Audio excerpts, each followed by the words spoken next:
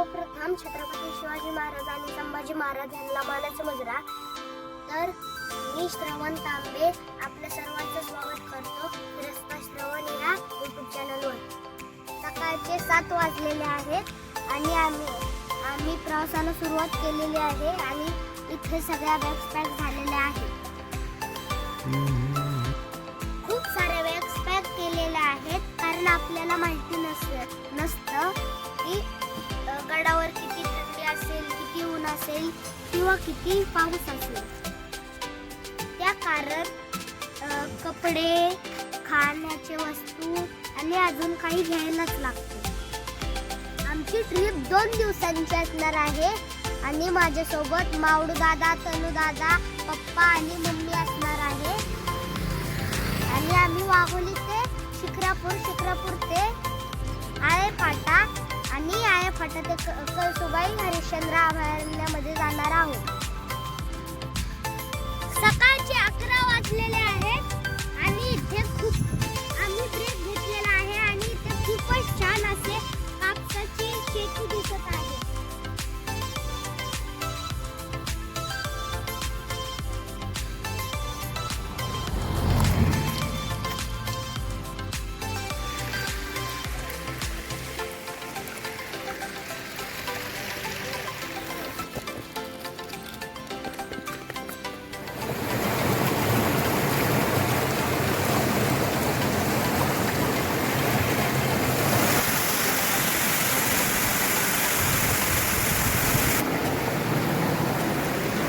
भंडारदरा ह्या परिसरात खूप सारे असे वॉटरफॉल्स आहेत आणि त्याच्यामधला एक म्हणजे रंधा वॉटरफॉल आणि हा प्रवरा नदीच्या वरती आहे.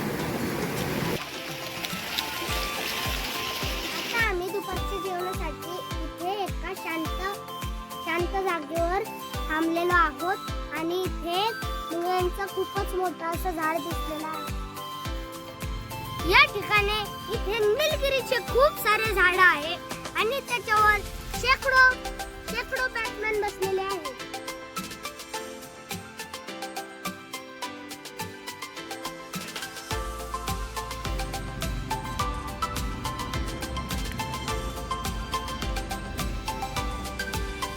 दुपारच्या जेवणाचा मेनू आहे मुगाची आमटी, कारळाची चटणी, जवसची चटणी आणि शेंगदाण्याची चटणी आणि चपाती.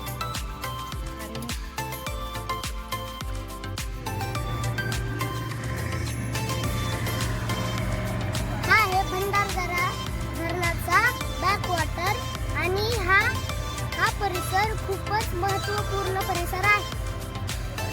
तो आहे पाबरगड आणि इकडे भंडारदरा डॅमचा बॅकवॉटर. इकडे मागं जो शोचा दिसतोय तो आहे रतनगडचा किल्ला आणि त्याच्या बाजूला वीच्या बाजूला तो आहे रतनगड. त्याच्या बाजूला आहे गात्राबाईची खिंड आणि इकडे जर बघितलं तर आलममदन कुलंग.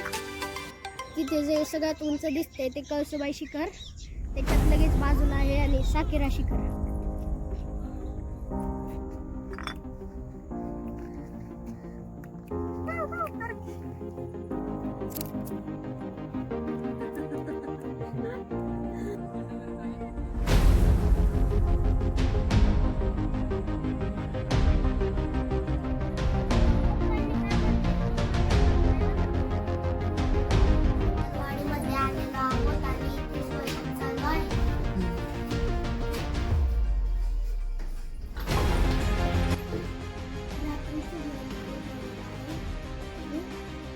रात्रीच्या मेनूमध्ये बटाट्याची भाजी, वरण भात, पापड, चपाती आहे. सकाळचे 5:30 वाजलेले आहेत आणि इथे खूपच गाड्या आहे आणि आम्ही लवकरात लवकर रतनगडचा ट्रेक सुरू करणार आहोत.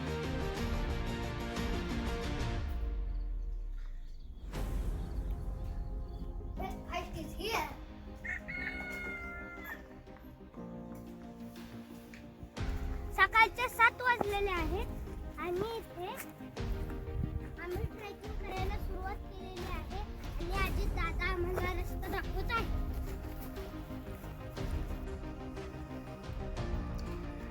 किल्ला अभयारण्यात अभयारण्यात आहे. म्हणून हा ट्रेकिंग करताना हा पण जंगलात येतो. ट्रेक सुरू करून 1 तास झालेला आहे आणि जेव्हापासून आम्ही ट्रेक चालू केला आहे तेव्हापासून रतनगड जितका लांब दिसत आहे तितकाच लांब आता पण दिसत आहे.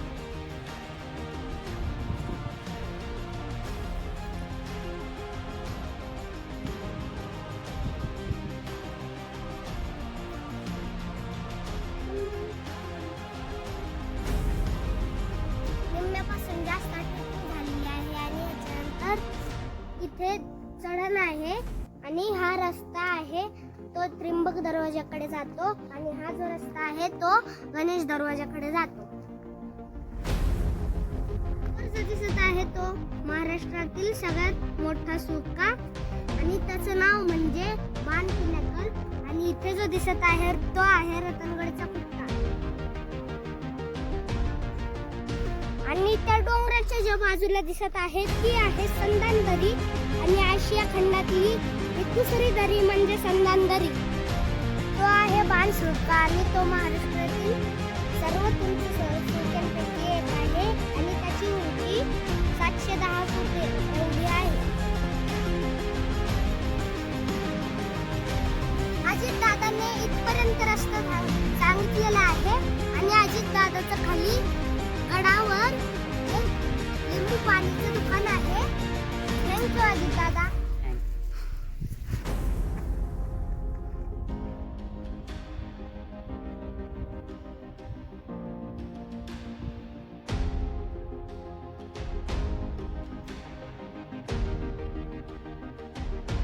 या आहेत त्र्यंबक दरवाजाकडे जाणाऱ्या पायऱ्या आणि या जागेवरून तुम्ही या रतनगडाचा भव्य दिव्य असं रौद्र रूप पाहू शकता.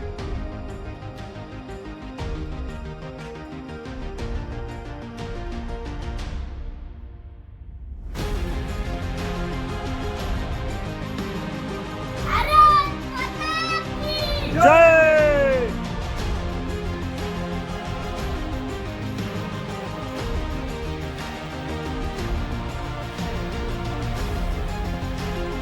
आता आम्ही त्र्यंबक दरवाजापासून बाहेर आलेलो आहोत आणि समोर जिथे झेंडा दिसतोय आणि तोच गडाचा टॉप आहे आणि तिथे खूपच सुंदर असं निसर्गाने तयार झालेलं लेणं दिसत आहे. गडावर जेवण करायला काहीच हरकत नाही पण काही इथे मूर्ख लोकांनी असा सगळा जेवण करून कचरा इथेच टाकून गेलेला आहे.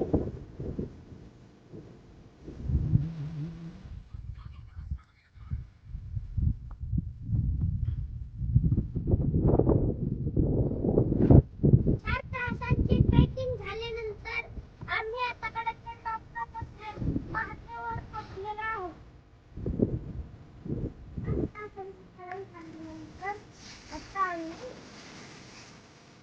लेण्यापासून गडाकडे जात आहोत. या ठिकाणी एक चौकोनी शेपचं एक भुयार आहे आणि त्यामध्ये खूप सारं पाणी आहे आणि आतमध्ये 2-3 साप पण आहेत.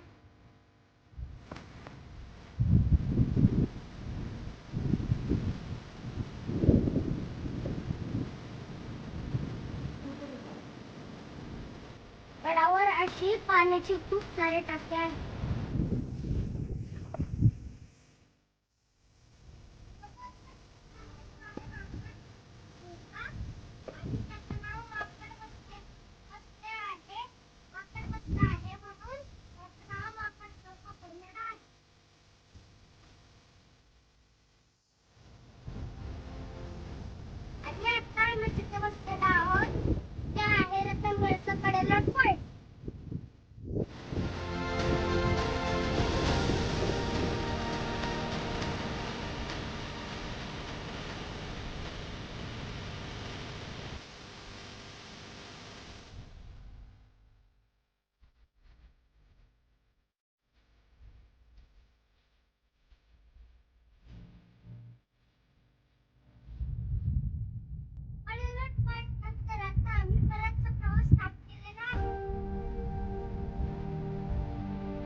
मावडू.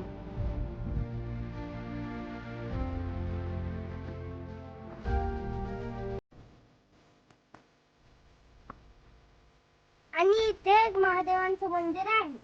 रतनगड हा किल्ला पुण्यापासून 183 किलोमीटर आहे आणि मुंबई पासून 200 किलोमीटर आहे. या किल्ल्याला 4 दरवाजे आहेत आणि त्याच्यातला 4 दरवाजे म्हणजे गणेश दरवाजा, कल्याण दरवाजा, सांगत दरवाजा आणि त्र्यंबक दरवाजा. चंद्रगड कळसुबाई अभयारण्यात अशा खूप गड किल्ले आहेत आणि त्याच्यातला एक म्हणजे सह्याद्रीतला रत्न, तो म्हणजे रतनगड. सुरू केलेला आहे आणि आणि दुपारचे आता 1:30 वाजलेले आहेत आणि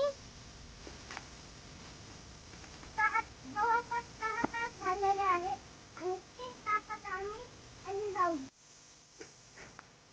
रतनगडचा वरचा भाग हा राजगडाचाच वाटत आहे आणि आम्हाला आता असं वाटत आहे शिवाय मातीपासून आम्ही आता पत्रावरती वाटकडे जातो ना. मग दादा आणि मम्मी पुढे गेलेले आहेत.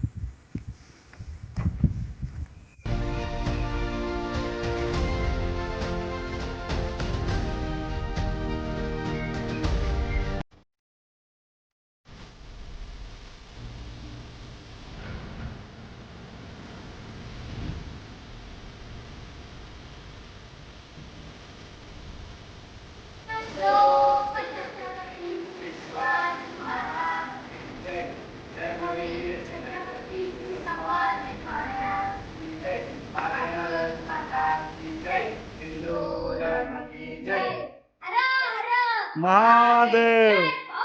जय शिवाजी.